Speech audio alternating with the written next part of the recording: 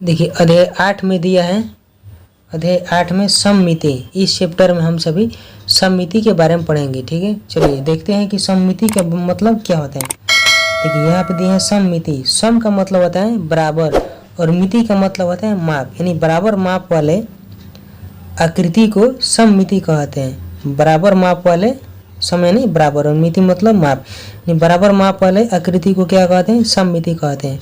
जैसे देखिए ये आकृति है, यह आकृति क्या है, इस आकृति को यदि हम दो बराबर भागों में बांटते हैं, तो ये बटा हुआ भाग एक समान होना चाहिए। देखिए यहाँ भी एक समान है और यहाँ भी एक समान है, और उन दोनों को हम आपस में मिलाएंगे तो एक समान होना चाहिए। इस आकृति को हम क्या कहेंगे, सममिति कहेंगे। ठीक है, चलिए देखिए यहाँ पर दिया है कि नीचे कुछ आकृतियाँ दी गई हैं, सुमित ने इनके दो टुकड़े किए हैं, बताइए कौन कौन सी आकृतियाँ ठीक दो बराबर भागों में बांटती है और कौन कौन सी नहीं। जो आकृति दो दो भाग में बांटती है वही आकृति क्या है, सममिति है। ठीक है, जैसे देखिए इसको हम दो बराबर भागों में बांटते हैं, इसको हम दो बराबर भागों में बांटते हैं तो आकृति कैसा हो जाएगा, एक आकृति ऐसा होगा। ठीक है, ऐसा दो आकृति बनेगा, ऐसा दो आकृति बनेगा। ठीक है,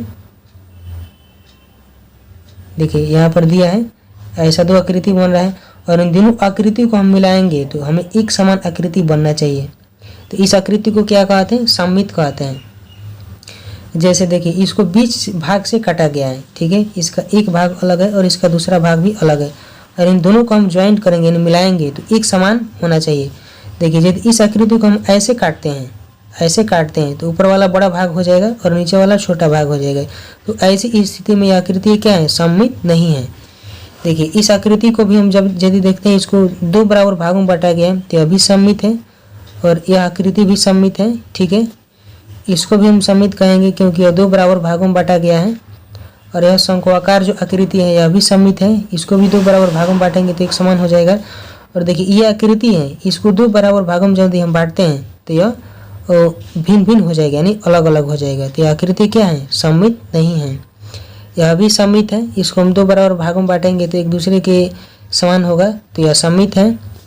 और देखिए यह आकृति क्या है, इसको दो बराबर में भागों में यहाँ बांटा है तो ये आकृति जो है यह बड़ा है और ये आकृति छोटा है, यानी दोनों एक समान नहीं है। तो यह क्या है, यह सममित नहीं है।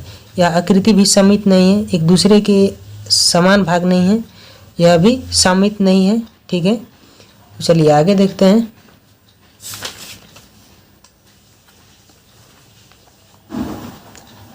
आगे देखिए इसमें यहाँ पे लिखा भी है कि जो आकृतियाँ ठीक दो बराबर भागों में बढ़ जाती हैं वे सममित आकृतियाँ कहलाती हैं।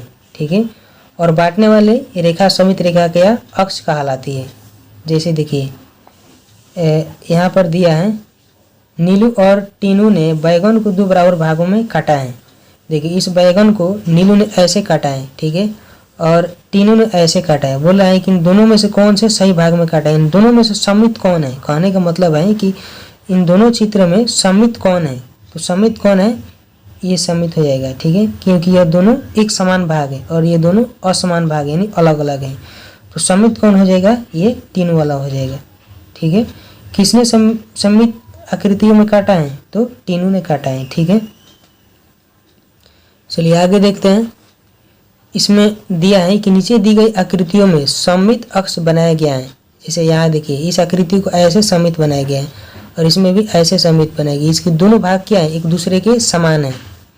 चलिए यहाँ पर दिया है कि आप भी नीचे बनी आकृतियों के सममित अक्ष बनाइए। ठीक है, तो देखिए इसको हम सममित अक्ष बनाएंगे, तो इसको हम कैसे बनाएंगे, देखिए इस फिगर को यानी आकृति को हम ऐसे बीचों बीच ऐसे काट देंगे। ठीक है, इसको भी हम ऐसे बीचों बीच काट देंगे। ठीक है, ताकि ये दो बराबर भागों में बढ़ जाए।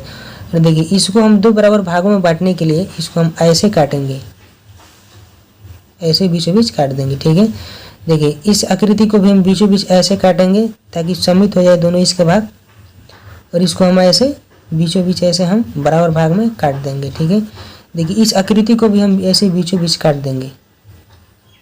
ठीक है, तो देखिए इस आकृति को यदि हम ऐसे काटते हैं, ठीक है, तो एक भाग बड़ा और एक भाग छोटा हो जाएगा, जो सममित नहीं कहलाएगा।